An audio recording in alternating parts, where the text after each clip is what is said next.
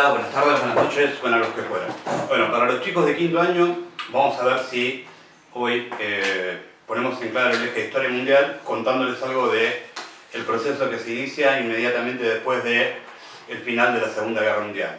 No inmediatamente en términos de largo plazo, porque en realidad la rivalidad que se va a plantear entre las potencias hegemónicas que surgen de la Segunda Guerra Mundial, esto es Estados Unidos y la Unión Soviética, va a demorar un poco más de un año y medio, ¿sí? La guerra termina en 1945, para los que no se acuerden, en Europa termina en mayo del 45 y en el Pacífico termina en septiembre del 45, ¿sí? Alemania es derrotada en mayo y Japón es derrotado en septiembre. En realidad se rinde en septiembre después de los dos bombazos, el de Hiroshima y el de Nagasaki. Esas ciudades de nombre raro que fueron aniquiladas por bombas atómicas y nucleares. Caso de Hiroshima atómica, caso de Nagasaki nuclear. Comienza entonces el periodo que se conoce como Guerra Fría, que va a transcurrir entre 1947 y 1991. ¿Sí?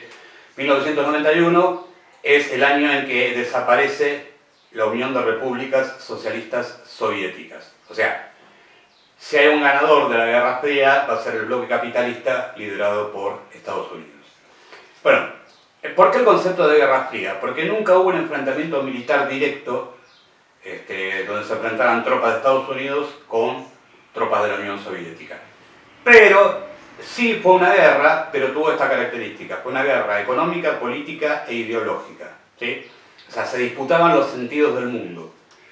Frente a un mundo que planteaba el capitalismo como modo de producción dominante, la Unión Soviética postulaba el comunismo. Y eso implicaba que las instituciones eran diferentes, ¿sí?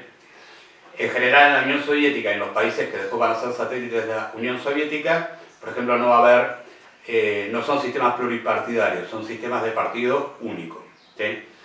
No siempre eran el Partido Comunista, por ejemplo en Alemania Oriental era el Partido Socialista Unificado de Alemania. Bueno, se van a enfrentar política económica e ideológicamente, pero también se van a enfrentar en desarrollo tecnológico, ¿sí? ¿Por qué? Porque compiten por ganar la superioridad sobre el otro. A partir de 1947 empieza la competencia entre el bloque liderado por Estados Unidos y la Unión Soviética. Estados Unidos, por lo pactado en las conferencias de Teherán, Yalta y Potsdam, va a tener hegemonía en Europa occidental, ¿sí? Y en Europa oriental, y excepto Grecia, la hegemonía va a ser de la Unión de Repúblicas Socialistas Soviéticas. O sea, esas conferencias que se hicieron durante la guerra, todavía no había terminado la guerra, se dividen el mundo en áreas de influencia. Entonces, por ejemplo, lo que nos incumbe a nosotros, América, todo el continente americano, según ese acuerdo, va a quedar dentro del bloque capitalista liderado por Estados Unidos, ¿sí? Por eso, la crisis que se produce cuando la Revolución Cubana, que toma el poder en enero de 1959, se proclama comunista en 1961 por las presiones de Estados Unidos. Entonces, para lograr cierto grado de autonomía, los dirigentes cubanos deciden pasar a la órbita soviética, ¿sí? Recibir el apoyo de la Unión Soviética. Esto, en el año 1962, en octubre, va a traer una crisis internacional muy grave que está en directo desarrollo con esto, con la carrera armamentista. Porque como compiten por tener cada uno mejores armas que el otro bloque, van a desarrollar armas de cada vez mayor poder destructivo. Estados Unidos inaugura eso con el lanzamiento de la bomba atómica y la bomba nuclear. Pero rápidamente, acuérdense que las bombas de Hiroshima y Nagasaki son del 45, ya para el 49 la Unión Soviética tiene la bomba atómica y para 1951 ya tiene la bomba nuclear. O sea que se amenazan mutuamente Estados Unidos y la Unión Soviética con un ataque nuclear, que afortunadamente nunca se concretó, ¿sí? A pesar de que hubo momentos críticos, como decía yo hace un ratito, en octubre de 1962. Bueno, además eso va a traer, esa carga armamentista, Una vez que están hechas los explosivos nucleares, se va a empezar a revolucionar el modo de transportarlos, ¿sí? Por eso se desarrolla la cohetería, ¿sí? ¿Qué es la cohetería? ¿Hacían bordones? No. Hacían cohetes para transportar las cabezas nucleares y poder atacar al adversario en distancias intercontinentales, ¿sí? O sea, se van a instalar misiles nucleares en Estados Unidos que podían llegar a la Unión Soviética y de la Unión Soviética que podían llegar a Estados Unidos, en Europa Oriental que podían llegar a Europa Occidental y Europa Occidental que podían llegar a Europa Oriental, ¿sí? O sea, va a haber tal desarrollo de esas armas de destrucción masiva, que son las armas nucleares, que va a haber un empate táctico que va a durar casi toda la Guerra Fría.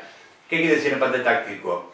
Que surge el concepto de MAD. MAD en inglés significa loco, pero esto es una sigla.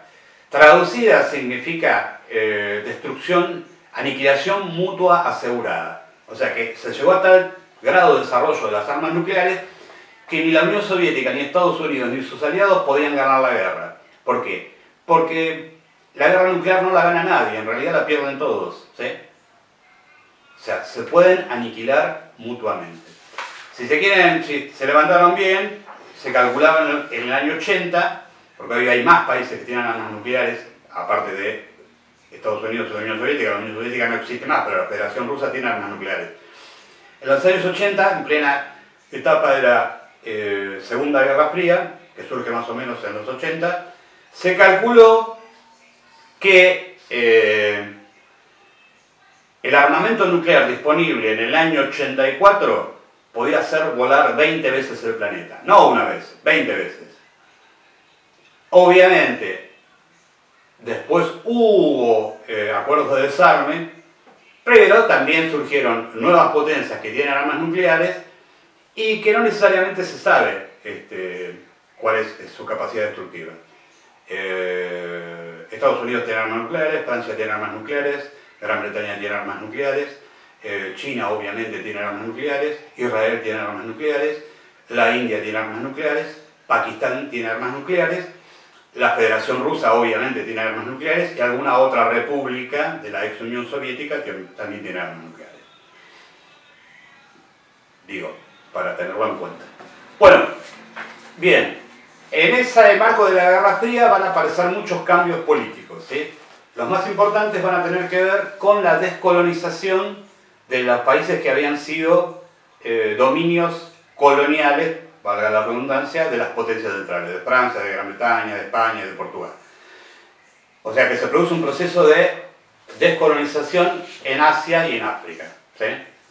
Y obviamente dentro de ese proceso de descolonización también ocurre otra cosa, surgen movimientos revolucionarios. Y dentro de ese marco, ese movimiento revolucionario antiimperialista tiene triunfo la Revolución China en 1949, cuando Mao proclama la República Popular China comunista con el apoyo de la Unión Soviética.